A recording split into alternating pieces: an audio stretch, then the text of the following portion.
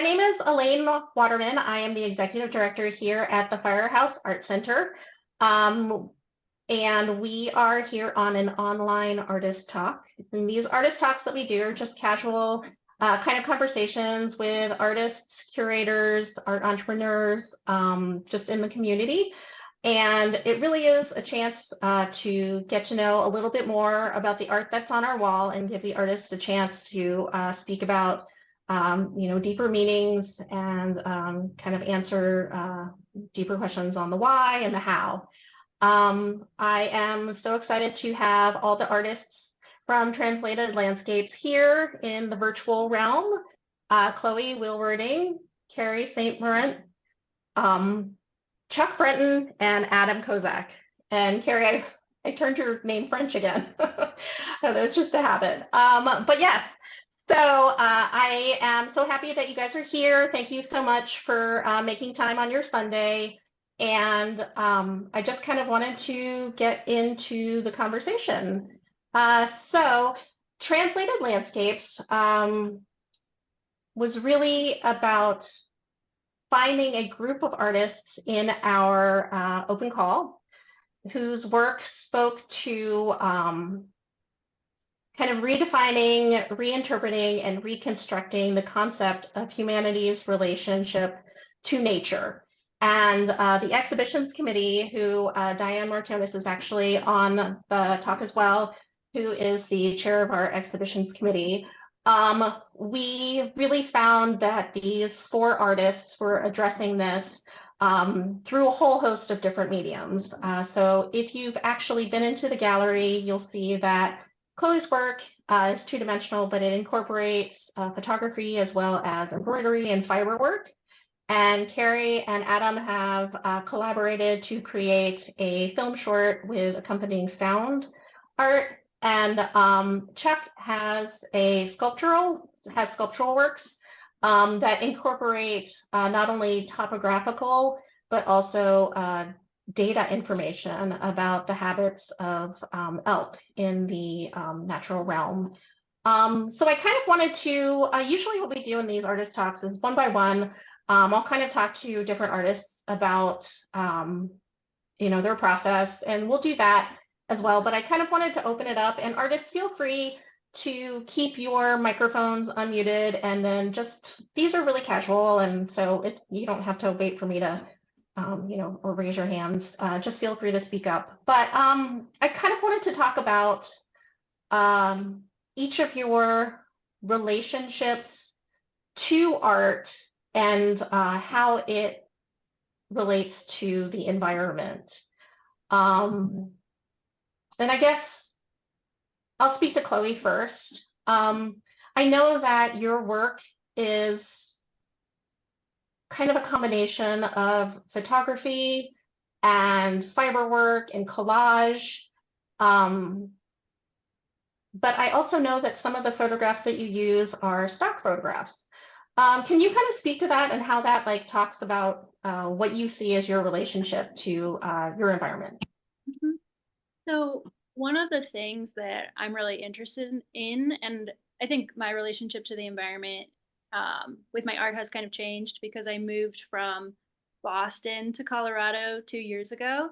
And when I was in Boston and kind of started making the type of work I'm making now, I felt totally removed from nature. And when I saw nature, it was these stock photos or these idealized forms. And I feel like they're a good distillation of how we think about the best or perfect form of nature is this stock photo. But I think they also show our distance from nature because there's never a car parked in a parking lot by this beautiful national park. It's always no human has ever been here. It's still pristine and perfect. And I feel like that's just shows how removed we are. It's distilling this relationship with nature down to the ideal form, but we're not in it anymore. And it's sort of objectifying of nature. It's over there to look at, but we're not part of it. I've tried making work like this with my own photos, and it almost becomes like too sentimental because it's a place I've been to, and then I'm like laboring over the image. And it creates a different relationship like between me and the work than the viewer has, because I know the place and I've been there. But with a stock photo, I have the same relationship to this landscape as the viewer who's never been there. Cool. And as I said, I'm just going to intersperse kind of biographical information in these artist talks. I don't want to be the only person talking, so I kind of like to mesh it together. So Chloe holds her MFA in printmaking from Rhode Island School of Design and her BA in political science and studio art from Middlebury College. She's been awarded residencies at Vermont Studio Center and Talia Park and scholarships from Oxbow School of Art and Artist Residency and Anderson Ranch Arts Center. She teaches for Rhode Island School of Design's continuing education program and has worked as an adjunct faculty member for Montserrat College of Art. Recent exhibitions include a weigh-in at the Kirkman Gallery at Colorado State University, Nature Lover at Southern Vermont Art Center, and User Network at Lane Meyer Projects. Chloe lives in Steamboat Springs, Colorado. Cool. So I wanted to take that question and kind of move to Chuck. Chuck, how do you see your sculptures like expressing your relationship to the environment and landscapes in general? So for me, it's a very personal experience. Like I'm going directly in the wilderness areas and observing animals and getting really close and spending time with these animals. I've always been interested in wildlife biology and the data that they collect. I start with color data from Colorado Parks and Wildlife, and then I kind of zoom in on that area, backpack into it, and then observe it over years, months, sometimes days, and collect this data. And it's really just me trying to understand the chaos that is the wild. Like it's just such a human instinct. We always try to organize things and understand them in a way, but it's like sometimes just so chaotic. It's just you really it's hard to put in words sometimes, but like patterning and just finding these relationships in nature for me just really helps me understand what's going on or try to understand. And then just going somewhere that's like so far away and untouched, like a wilderness area where they can't build, you can't have any wheels, there's no electricity. It just is like, it's like going back in time for me. So Cool. it's really the experience that I'm after. Mm-hmm. And the artists have, so and Chuck has sent in images, and then we can kind of get that as we go deeper. That kind of breaks down the process of how the data turns into the sculptures. And Chuck is a Iowa-born artist who pursued studies in sculpture and environmental science. His work blends painting, sculpture, and wildlife observation. Brenton graduated from Colorado State University and has exhibited his work along Colorado's Front Range, as well as in Crested Butte, Santa Fe, and Des Moines. And I wanted to pass along this question about the relationship to landscapes and the environment to Kerry, as well as Adam, who collaborated to create our film installation at the exhibit, but then also kind of take it into kind of like the landscape of the mind and how those two correlate. I think I've always had a sort of landscape reference in my work since undergrad. So having done a few artist residencies at a couple national parks and just finding inspiration in my surroundings. And this particular work was all the nature footage was from our local area. We're in Western Massachusetts. So it's kind of funny to hear Chloe talking about being in Boston because we're in the same state, but we're surrounded by nature. And I think with this particular collaboration, it started to veer into a discussion about climate change in addition to just being inspired by nature. So I think that was kind of the departure for me, at least. And I know that Adam has been inspired by nature in several ways, so maybe he can add on to that. Sure. So I mean, for me, it started at a very, very young age. You know, I grew up in a pretty unstable environment, and really the only two sort of bombs that I had were music at like a slightly older age. And I grew up where I grew up in Western Massachusetts. Behind our house, we had probably 750 acres worth of it was mostly undeveloped farmland.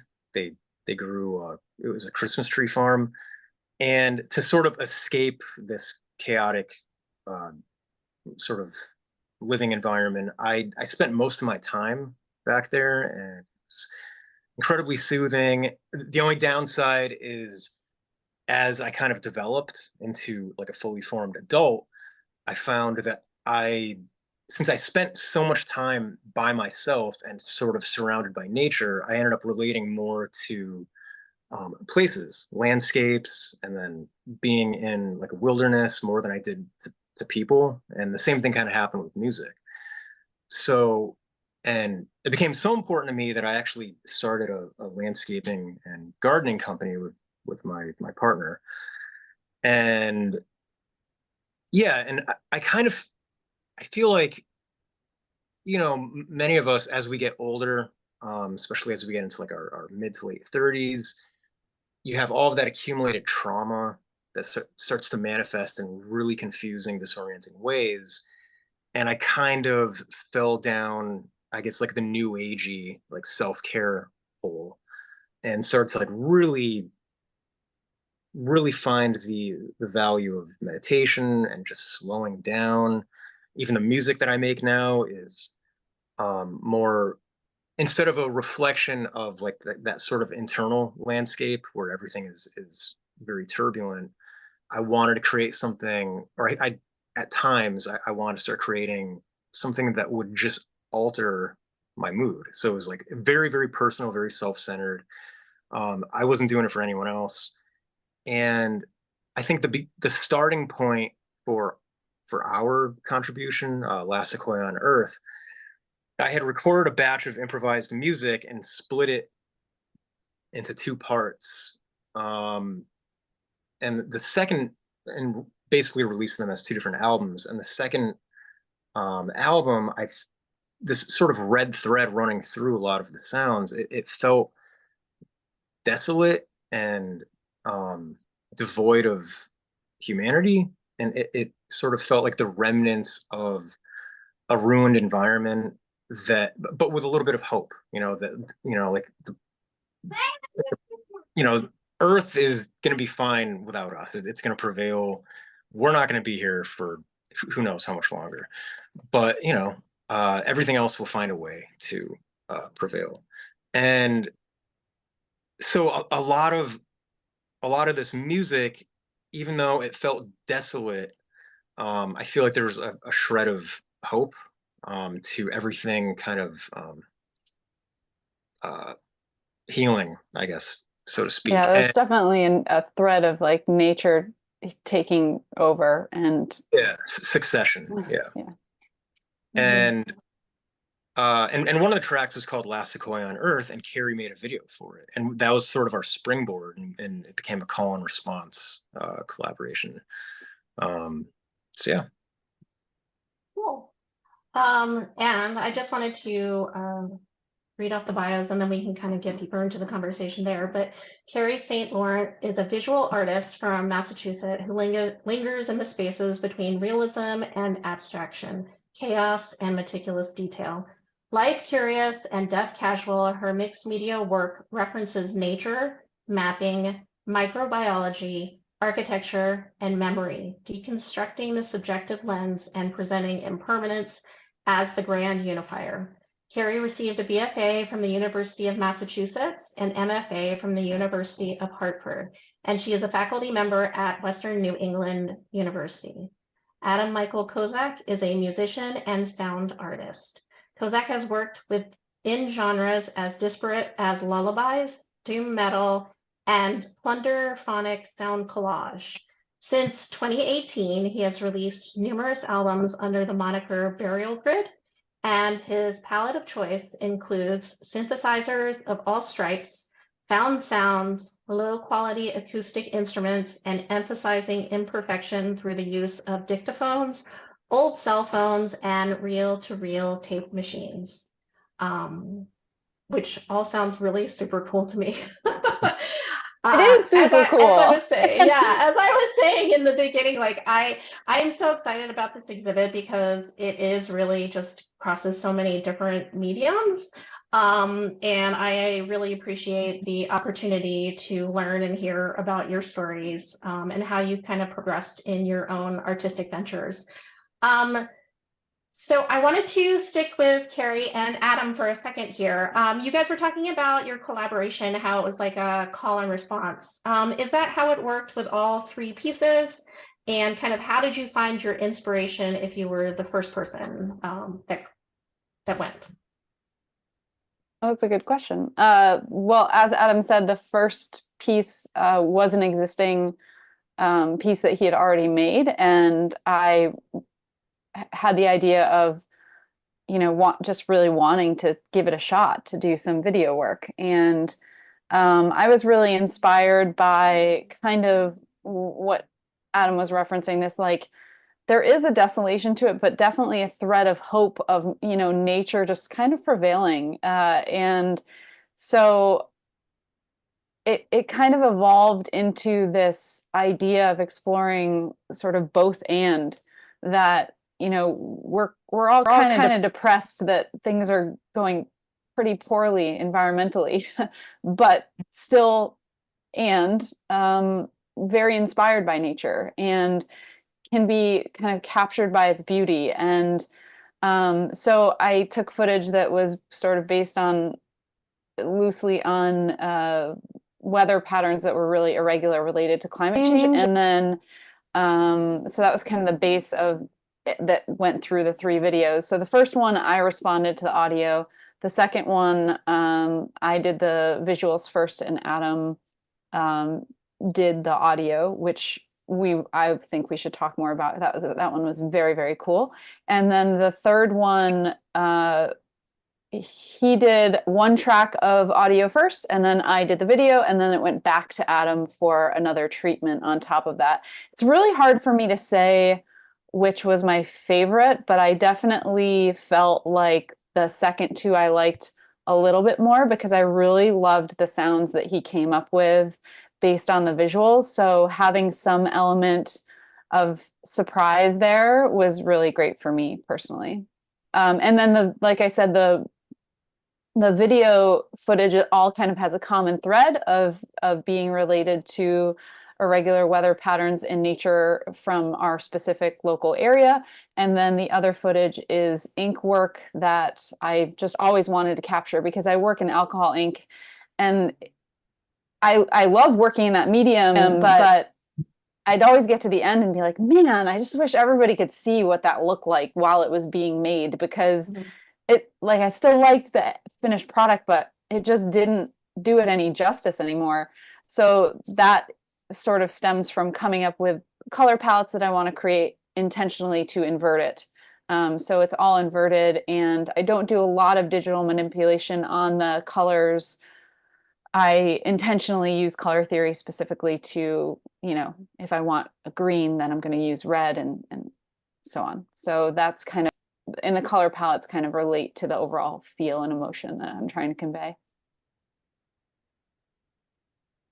Yeah, I think my favorite was probably the second one, the middle one, which is called Midnight Mesocarp. The pink one. The pink one, the one that looks like a pomegranate, like the still. Hence the name Midnight Mesocarp. But anyway, I mean, So my contribution to that one was sort of, so I used to do Foley work for video games, which is just sound design, which is a ton of fun. I wish I could do more of that, but it's been years and years. And I use a program called Ableton Live for recording and editing, and you can actually edit a video using, it's sort of like an updated version of what was called SMPTE time code in like the 80s and 90s and early aughts, where people could just edit audio and video seamlessly together and kind of keep and synchronize them. So I actually did a lot of the work that I did. It was just essentially creating like melodic sound effects, which was like a really, really cool way of working. I haven't done that since doing video game Foley work.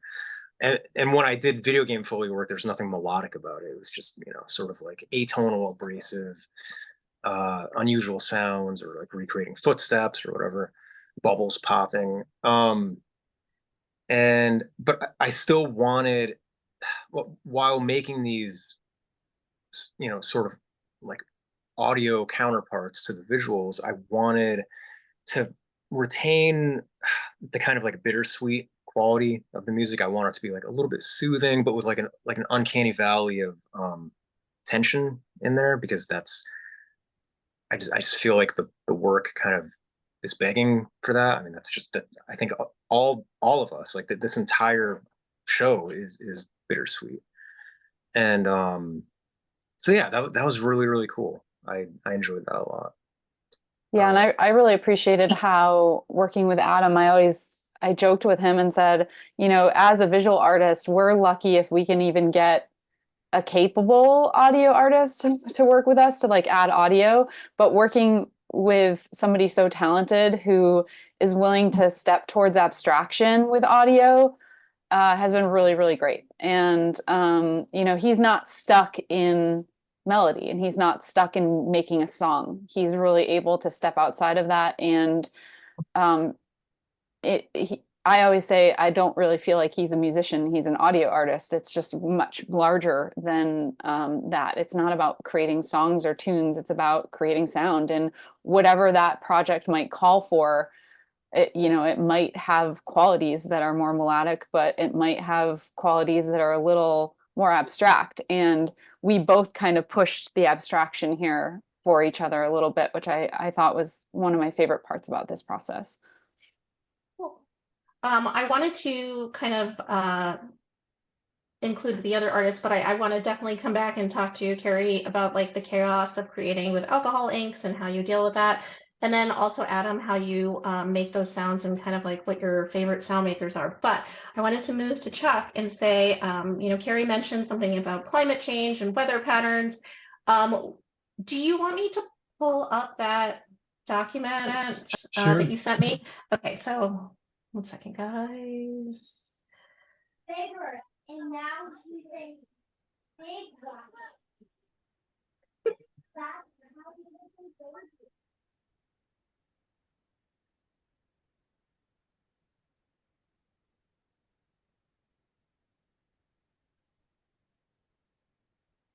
Okay, you guys. So yeah, we can see that. Okay. If you want to go to page 5. Nobody pay attention to the amount of tabs that I have open. I'm supposed to clean this. Okay, page. Tell me when to stop. Is this Yeah, it? keep going. Nope. Next going. one. Next one, I think. Okay. Right here. Yep. Okay. I'm trying to remember the original question you had asked, and so but I can Oh, just. climate change, weather patterns, any kind of data that you've kind of grabbed from. Okay, right. Yeah. your So, application. Colorado Parks and Wildlife obviously has wildlife biologists. They study these herds of elk, herds of bighorn sheep, mule deer, and everything. This is actually an abstracted image. I usually put some of these studies I've done into other exhibitions. And so the circled area is really the zoomed in area I studied. You can see some of like the hatched areas are just general summer areas for elk, and then the little arrows around are their migration corridors. So I was just like fascinated by the fact that Colorado has, you can request data from them and they'll send you these maps. I believe it's called Colorado Wildlife Atlas or Colorado Hunting Atlas, something like that.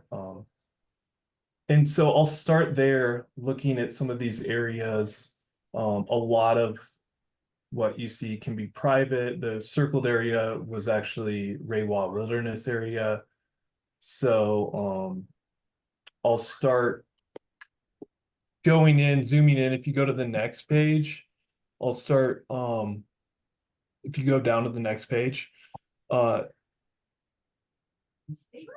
that's Google Earth. And so that would be that zoomed in circle, right? And so that you can see a chain of lakes up there. And I start looking at some of the basins that, you know, have really good, right where you have a lot of edge habitat and like water, good feed, that kind of thing, because that's where the elk are going to be. And so I'll research and zoom around these basins, look for potentially good areas. And that's how I pick, with some help from the GPS data. But you're just not sure till you get in there. And so their data is just pretty general, because usually it may be like once a day or once every couple of days that GPS collar goes off and lets them know what's going on during a typical season. But during what I would consider the height of backpacking season here, that would be their calving during that season. So you have large herds of elk, you know, sometimes a few hundred elk. So they're not too hard to find if you can get up on some of these peaks and start glassing using binoculars and spotting scopes and that kind of thing. And they're very patternable too. So, I mean, every day, sometimes they'll come out in the same areas. They'll start circling kind of the same mountain peaks. You know, if they disappear, it may only be for a week or two, they'll be back. So what I'm recreating is kind of like what wildlife biologists are doing, just more on a zoomed in detailed basis. And if you you go to the top, these are the sorry, not the top, but you're fine. Yeah, you like one of these is fine, you know. I have sketches that I will, and video of the elk herds moving about doing their thing. So you'll see like some of the hatched areas is their bedding areas down in the darker timber. It's cooler down there in the day. They move up to the blue blocked areas where there's like good feed. You have some of the turquoise areas where there's water, and then some of the trails. For some reason, the scanner didn't pick up quite the colors, and then if you look in the bottom right corner of that image, you can see where I am picking and choosing the form and getting the topographic details, but obviously I can't recreate everything. So I'm kind of generalizing and minimalizing in using geometric abstraction. And so when I implant that onto the bronze, I usually will create the form and then take pictures and use Photoshop to translate that data to the form before I begin painting. Very cool. So I know that we talked about when you were in the gallery that what some of these colors correlate to. I know, and then there are these ones that are without the colors. Yes. So is this just topographical, or are you still? Yeah, so it's hard to see in those pictures, but I left some of the seams welded, and that's speaking a little bit more towards my process of fabricating these pieces. It's hard to see it. Yeah, you can zoom in, you can see that the welds were left raw, and I'm kind of using and leaving the stitching that you like it's a fabrication technique. You have to reverse stitch bronze and let it cool down. Otherwise, you'll end up with warping and oil canning of the material. So to keep everything like nice and perfect. But the image below that was just an observation of bighorn sheep that had they're kind of really hard to pattern and their areas are very big. So you can see that green line was just them like in a morning moving about. They move and they're gone and they're hard to, they're not like elk. There's maybe only 5 to 10 of them that move along. So this was kind of a simple form. I'm trying to communicate, the geology of the place, the heat, time, and relate that to my process and fabrication of using bronze, which has copper in it, which can be found in mountains. Cool. And I just wanted to keep everyone advised, like if you have questions, please put them in the chat and then we can ask at the end. So, and I'm gonna stop this sharing. And I wanted to talk to Chloe about kind of the collage aspect of your work and how you add the pieces that are embroidered. And I know that you had mentioned something about badges, in the past, and kind of like in some of your work, you have badges with lettering in them, but these ones don't. This is just, what are the embroidered images that you kind of collaged on top of the photography? So for most of the embroidery, it's like a section of the photograph that I put in Photoshop and then translate through an embroidery software and then upload to my sewing machine and sew out. But it's like each section of the image in more detail with color and texture. And then they're collaged on first with glue and then sewn around the edges to hold them to the canvas. Yeah, visual. Yeah. So I was really thinking about like fragmentation of the image and kind of like what Chuck was saying earlier about, trying to break the landscape down into sections that we can understand better. It's like with these little sections, you get more detail, but then you can't see the whole image because parts of it are obscured. So yeah, they're kind of like lenses, portals, but also blocking part of the image. If you go to the one with like the waterfall in it, that has more. What is the title of the work? Gosh, they're all numbers. I know. Number 12. Number 12. Okay.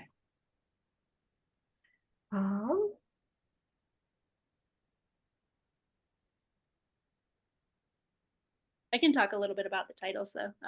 So like the whole body of work I've called The Forest for the Trees for the Forest. And is that what it's called? It's like blue, it has the blue and orange. Oh.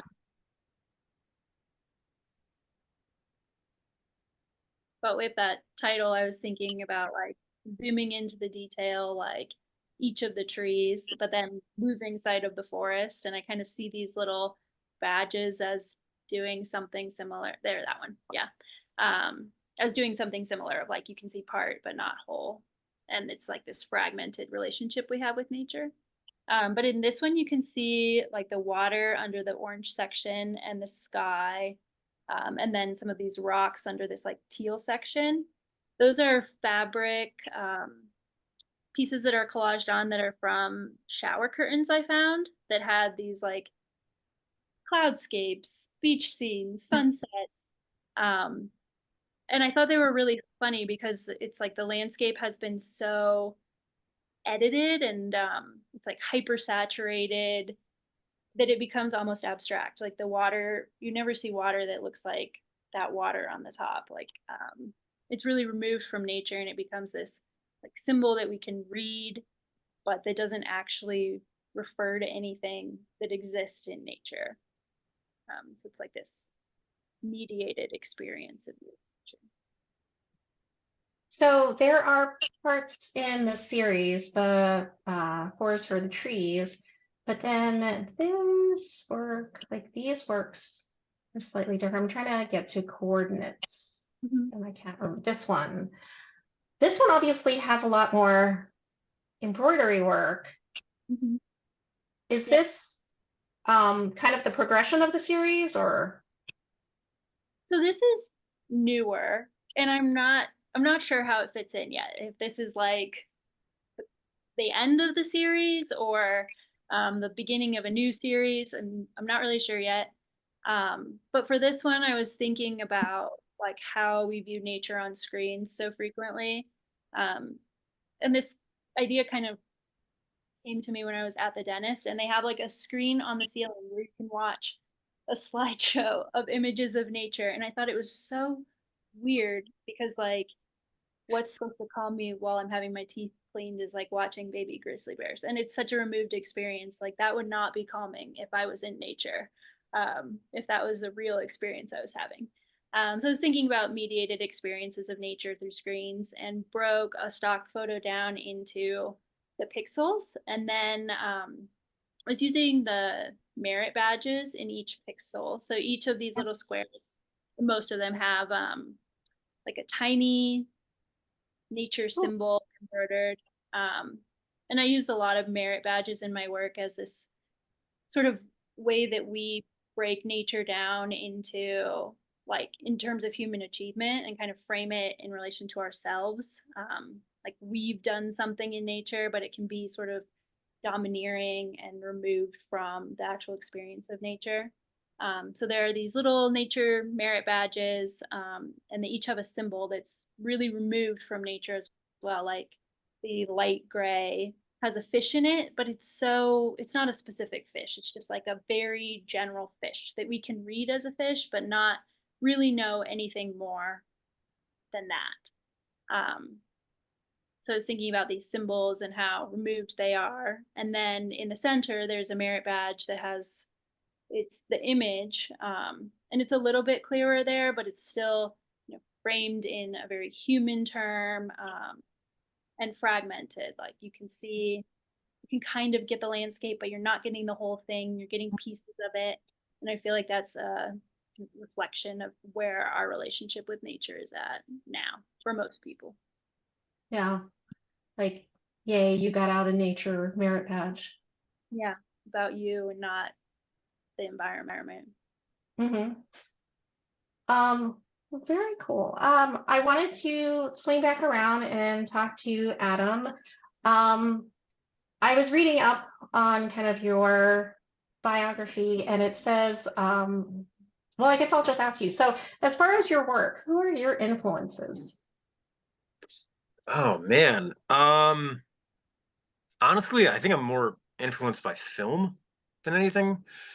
And when I was younger, books. I mean, even though I listened to like tons and tons and tons of music, and when it comes to sound design, I actually became interested in Foley work at a young age. Like I was reading about Ben Burt when I was like 12. He did like all of the sound design for like Star Wars, all of the Indiana Jones movies, like that, like famous like punch sound. Anytime Indiana Jones would get punched, it was like it was like different planks of like wood getting like snapped and like bamboo getting snapped um and yeah, and I mean I just like remember I have like a very early memory of being like 3 or 4, um sitting in my parents' car, I think with my mom. I'm assuming my dad went in the store and or wherever we were. I don't know if it was a store, it doesn't matter.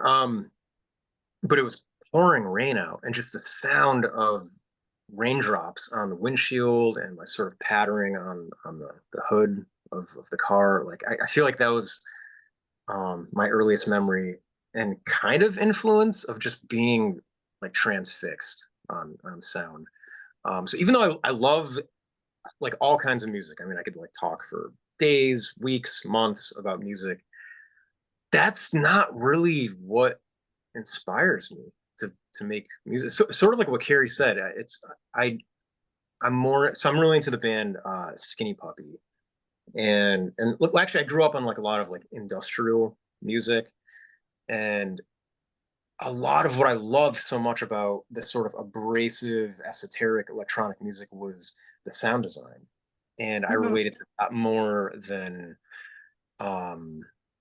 like the song structures or like the lyrical content. Like a lot of the lyrics I thought were like garbage. But musically and just from a like a sonic standpoint, that probably relating to music was like my biggest influence. Like I remember when I was 12 getting my older brother's friend left a cassette of Nine Inch Nails, the downward spiral, like in my stereo. And I'd never heard anything like it before because it basically that whole album is just sound design.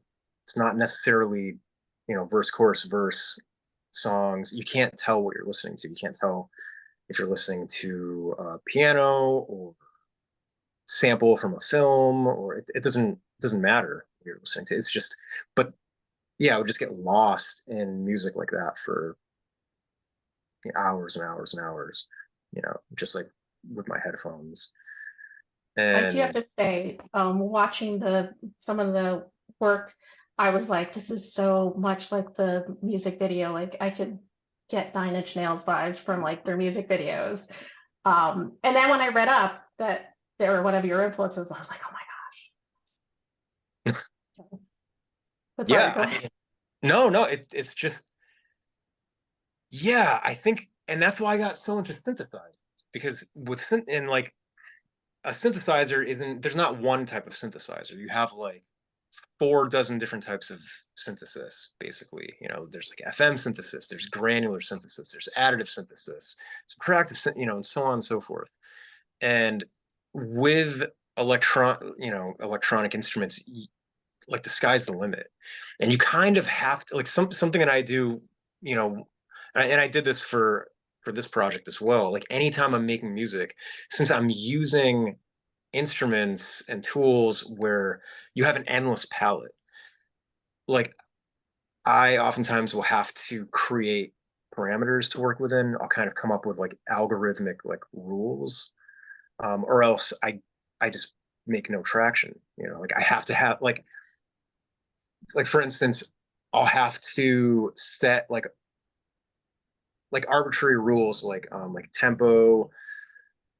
I'll pick like 2 instruments. It could be like an acoustic guitar and then like this right here, which is called, this is a Roland SE02 desktop synthesizer. I'll like pick that or something, and I'll pick like a scale or a key that I'm gonna work with, and that's it. And then I have to work with like those rules.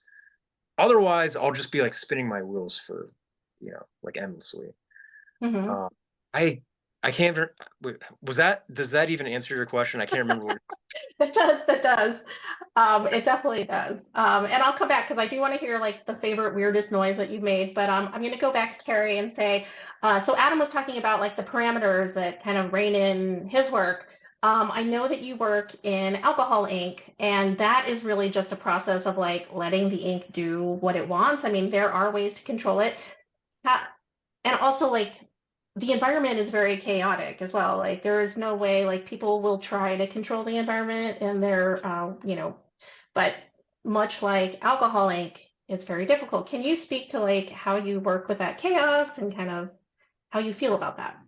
Sure. I also just want to tack on to what Adam was just saying, which is, earlier I was talking about how one of my favorite parts about working with him is the move towards abstraction and the fact that I really consider his work to be art that I can relate to more than music. I just find that we can use a lot of the same language to talk to each other about our work, and setting parameters, for the rest of us in the visual art side of things. It's the same thing, it's just a different version of the creative process. And I think, when you're a musician creating songs, you kind of have these built-in parameters, right? And so when Adam's talking about having to like decide on those parameters himself, that to me really indicates that he just like shifts towards the artist side. I mean, I'm not saying musicians aren't artists, but for the sake of this conversation, I think everybody knows what I'm saying. Shifting towards the audio artist side, because as visual artists, we're kind of doing that same process where we can head into, you know, choice paralysis pretty easily, and, you know, restricting our materials, our palette, you know, any number of things. Creating some form of restriction helps us kind of create a lot of freedom within those parameters, because otherwise, you know, there's too much chaos. So, you know, we're talking about like the design principles of unity and variety. It's like if you have so much variety and no unity, you know, things can go off the rails pretty quickly. So leading into your other question, working with alcohol ink, which is a naturally very chaotic medium, I find that there has to be, in the same way, sort of a set of restrictions to kind of bind to. I've always worked with moving paint. I mean, you can kind of see there's like a, oh, there it is. That is I'm backwards. That is a piece from 2007, and you can kind of see that there's like there it is, a flow of moving paint, and that was watercolor on a clayboard surface, so it doesn't actually absorb in. So I was using hair dryer to move it around, similar. And in undergrad, I worked with really large scale pieces, like 7 feet by 3 feet, and I was working with house paint and kind of doing paint flows and moving them around as a base and then adding things into it. So I think I've always, except for a stint of drawing when I was living in a van, I didn't have, you know, a studio space. I think I've always kind of had that foundation of some sort of chaos that I can't control within my work. And I simply moved to alcohol ink. Well, there's 2 reasons why I like it. Number one is you can reactivate it with alcohol, so it's reworkable. And watercolor has that fix, you know, it can get muddy and overworked really quickly. And it doesn't flow quite the same. And also, I just wanted to work with richer, deeper colors. My color palette, working with watercolor, you know, working on a light colored surface, whether that's paper or this playboard behind me, I was getting a lot of muted kind of pastel colors. And if you know me at all, I'm not that much of a pastel kind of gal. So the alcohol ink really helped me work with a lot of like richer, deeper, more saturated colors. In terms of how I control it, I mean, it's just, I don't, you know, like you kind of learn certain techniques that you enjoy working with it, and you can learn a little bit about the pigments. Certain pigments will rise and certain pigments will sink and stick to the surface. And, you know, so there's some pigment science there that's fun. But really it's all about experimenting and, you know, failing a lot, you know, like out of every piece, there's quite a few you've never seen. So that's, I don't know if that answers your question. I think we're all like, wait, I just went off the rails. Did I answer the question? No, it's all wonderful responses. Thank you. And I wanted to go back to Chuck and kind of talk about, you know, I was leading into the conversation with how Kerry was talking about color. So I wanted to ask you twofold, kind of, you know, how do you select your color? Is there any kind of personal selection choice? And then also, you know, through speaking, you mentioned that some of this data that you've collected was personally collected, that you would go on hikes and you would actually observe, and kind of just speak to that and how that connects you to your work. Okay. I'll start with the color. The color aspect is those colors I'm using are because I have a specific palette that I have to use with the paint that I kind of developed with the manufacturer to be able to stick to high polished bronze. So it's not really been done a whole lot, and nobody's giving away secrets. I mean, I'm sure people have been, so it took a lot of experimentation and using a specific paint, and so the palette, it's pretty limited. And then just the vibrancy, I was picking colors that against that bronze were really like just outstanding. So that really was the color focus. As far as I try not to think too much about color and theory and really go with randomness, because I find that that really links it to what's going on in the environment as well. Sometimes if like a color doesn't work, then I will remove it and try another color. So it's not all completely random, but yeah, I like the chaotic colors. And then what was the second question? Kind of how you feel connected to your work, because I know some of the data that you gather is personally gathered, like you observing the element.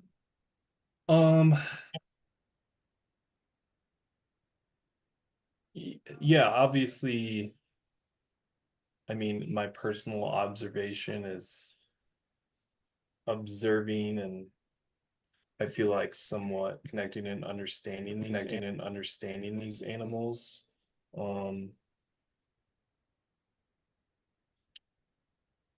It's not something that, I mean, it takes a lot of time to do that, which relates kind of to my process of fabricating and polishing that stuff. That takes a lot of time as well. So I'm just like very like, I like things that like are slow burn, that take a long time. I don't know. There's something that just like all in on this one thing. It takes a long time. I just like things in depth, I guess. So it really personalizes it for me. And then Chloe, I know your background is in printmaking, and that you are also an educator, and Kerry, you're an educator as well. So I guess my question is, so how did you progress from being a printmaker into working with photography with fiber? And then also, I know in our conversations, this question is going to be all over the place. So you might, if you go off on a tangent, that's fine, because the question is very wide-reaching. But anyway, so your whole process of changing into what you're doing now, and then I know that we talked, this work that you are presenting is collage-like, and that you are teaching a collage class, and a lot of it is digital as well. So I don't know, just speak to all of that. Yeah, so I did study printmaking, and I haven't been making very many prints recently. But I still feel like I very much have the mindset of a printmaker, which is like maybe the most uptight end of artists. Like I want it to be structured. I know what I intend to do before I do it. And I think that like this type of work that's in this show really has that, like the layers of the textile match up with the layers of the photo, and they kind of fit together.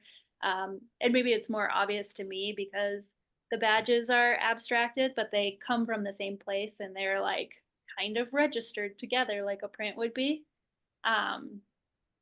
Yeah, but I sort of started moving away from printmaking just because I found that it's hard after you leave school to continue to have access to print shops. And when I was teaching in person in like the Boston area, I did have that access, and I haven't had it as much since I moved to Colorado.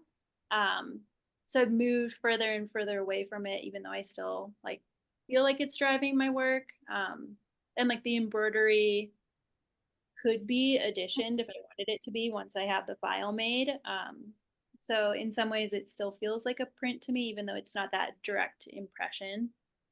Yeah, and the digital collage class. So I teach electives primarily electives in a continuing ed program, which is fun because I get to pick like what do I want to develop a course around that like I'm trying to figure out in my own art practice.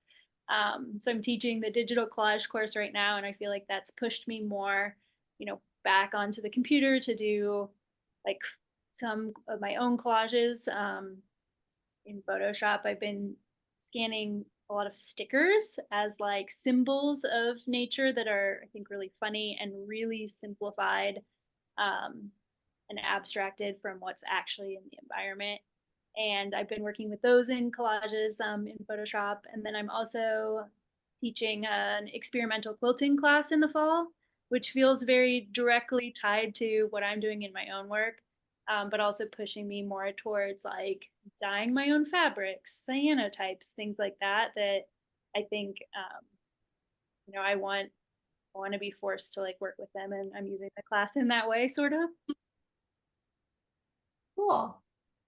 Awesome. So we are actually at 4 o'clock, and I don't see any questions in the chat. I have 1,000 questions, but they're too long to Okay. type out, so I was just going to talk. Okay, totally cool. And while you talk, I am going to share some images of the work that we've kind of that we haven't. So I don't know. I tend to do this at artist talks where I'm like just furiously taking notes and thinking about things, and then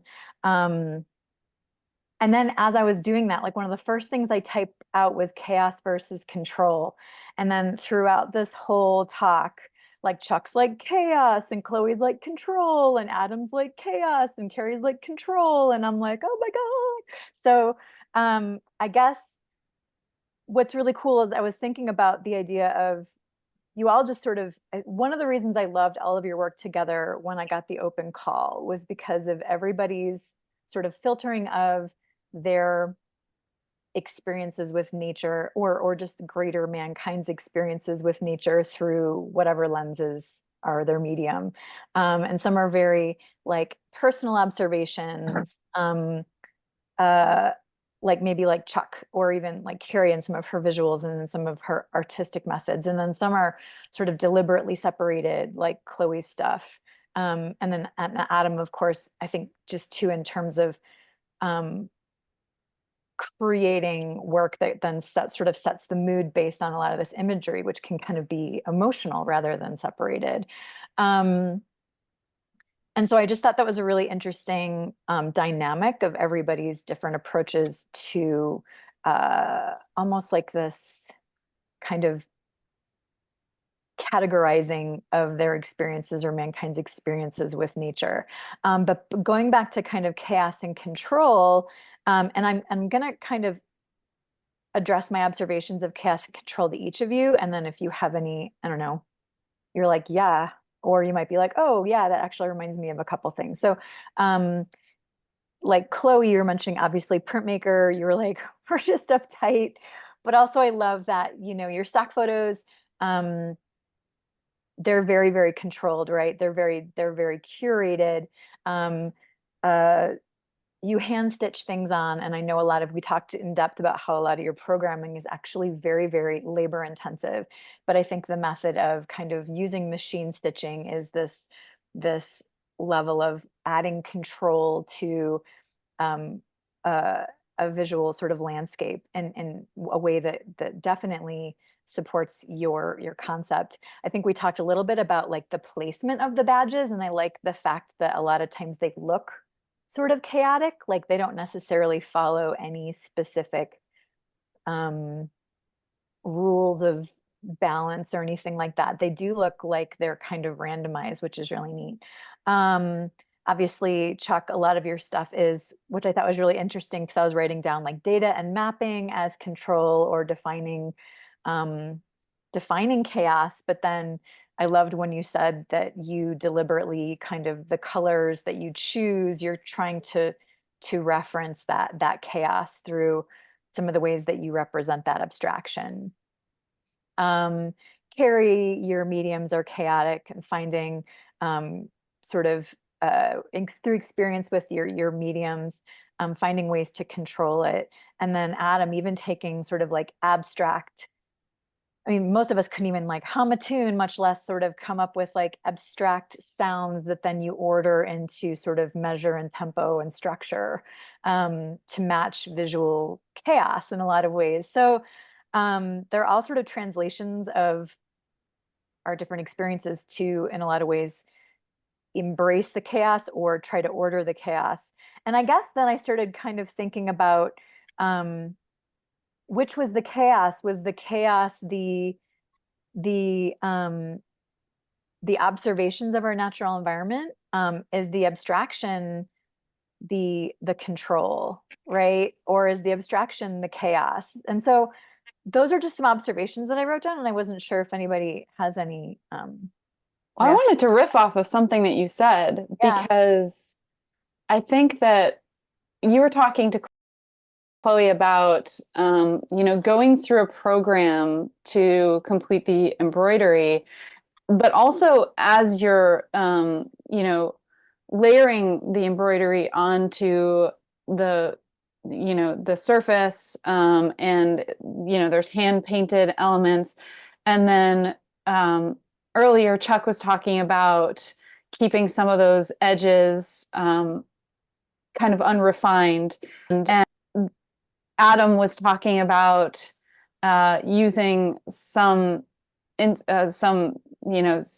synthesizers or devices, I should say, because it's like larger scale than that, that kind of muck things up and kind of capture imperfection. And this came up a lot in our work, and I'm kind of drawing this commonality when you're talking about chaos versus control. I think all of us are trying to kind of keep and maintain a little bit of that, the artist's hand in our work, and that because even in Chloe's work, it's like, obviously you're talking about structure, there's so much of your hand in these pieces, and the labor shows. It doesn't look like a computer output, and Chuck's work doesn't look like, the hand is still visible there, even in the paint application. And then in our work with Adam, we talked a lot about, through the process, there were shots that I could have, for example, stabilized more, or there were kind of these sort of cast shadows that would kind of pop into the frame because it was a sort of an artifact of my hand, like shadowing something and then inverted. And then, Adam had talked about how in his medium, it's almost like a fight to keep some of the audio a little bit more organic. And as we're stepping into this realm of like AI taking over everything, it's just really interesting to see that it wasn't just in our project, but in these other artists as well, kind of trying to walk that line of chaos and control, almost in response to, we're all kind of using these computer tools. Like we all, like, whether it's Chuck fabricating and Chloe using a embroidery program and us using, actual computers as well. Like we're using the tools, but we're also being really conscious about the human chaos as well. So that's kind of where I was riffing here. I don't know if anybody has anything to add to that, but I think that that's a really interesting commonality for sure.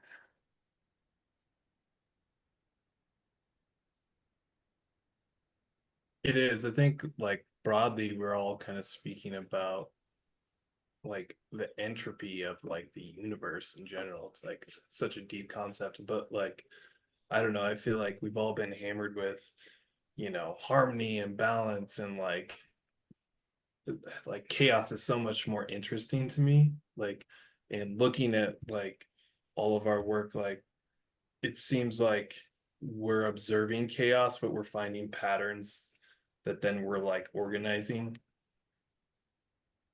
And it just goes back and forth, back and forth, back and forth. Yeah, so it's almost like it's a balance. Right. It's like just an endless loop of,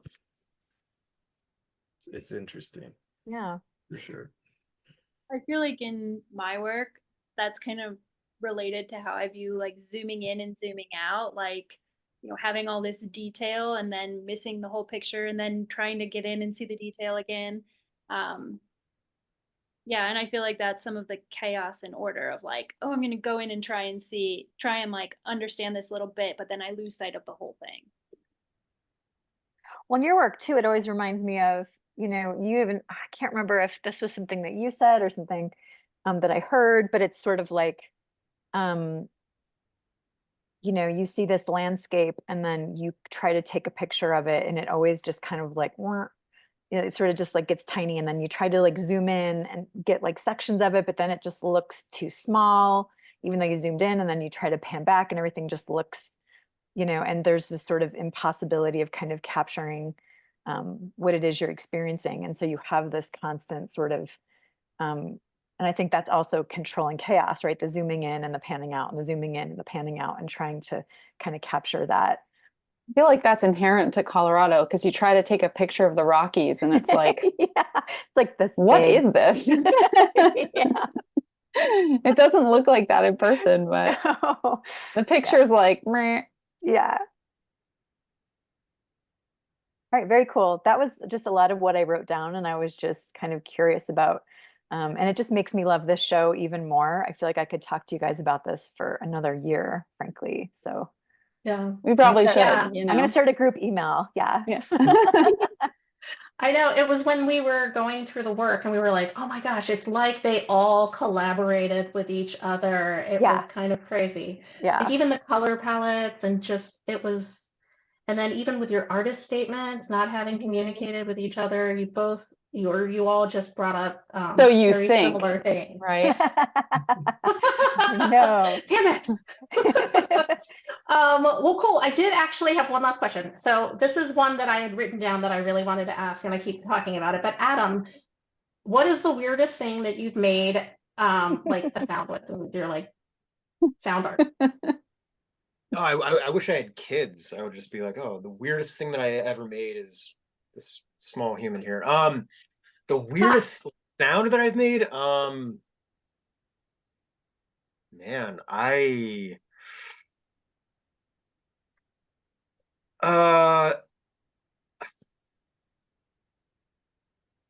I'm hesitating to bring this up. Oh no. I know exactly what you're gonna talk about. I'm like, is he gonna say it? Is he gonna say it? Tell him to say it. Okay, so Do it. okay, oh man, it was 2020. You know, 2020 was a weird time, right? So I did a score for this novel. It's a horror, like a cosmic horror novel called Negative Space, by my good friend B.R. Yeager. I can't believe I'm bringing this up. Anyway, Oh, no. you know, okay, the sound wasn't even that weird. It was more just it was more about the process.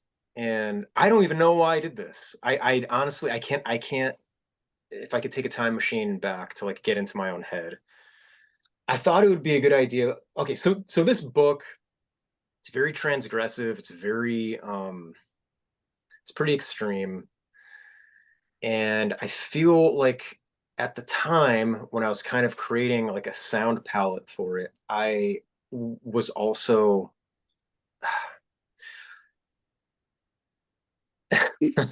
wanting to go to some of the same places that maybe BR went, in terms of like it was a very personal work for him, and I've known him, I've been good friends with him for 25 years, and a lot of what inspired that novel was, it was very painful, and it was a shared experience that we both had. So there were some odd choices of sound sources, and one of them was involving a brick and a penis. I'll just say that. But I mean, the end result didn't sound like anything. It sounded like, so I just like totally. You definitely don't hear the track and say, "Well, that's a well, person." that's a penis in a brick." Definitely. Well, No, it's more about, it was like a found sound, and that was kind of painful. And just I mean, I think if you read the book, if you read the book, it does make a little more sense, because there was definitely that movement to like an effort to be transgressive. I mean, so I think there was a reflection there, just to stick up a little bit on that front. Was there like an ensuing like yelp? I was not expecting that. I thought it was going to be like, I broke this thing and or whatever. Like I use this. Yeah, I that mean, was not what I was expecting at all. honestly, You Uh, really loaded up that question, Elaine. You had no Everything I idea was what you were doing. expecting, as everything I was expecting. the sound was totally unremarkable, but it's still in there. No, my favorite. I don't think this really answers the question, but this dictaphone. I think I have 12 dictaphones, and you can record anything with these. That or old cell phones, like you mentioned in my bio. Mhm.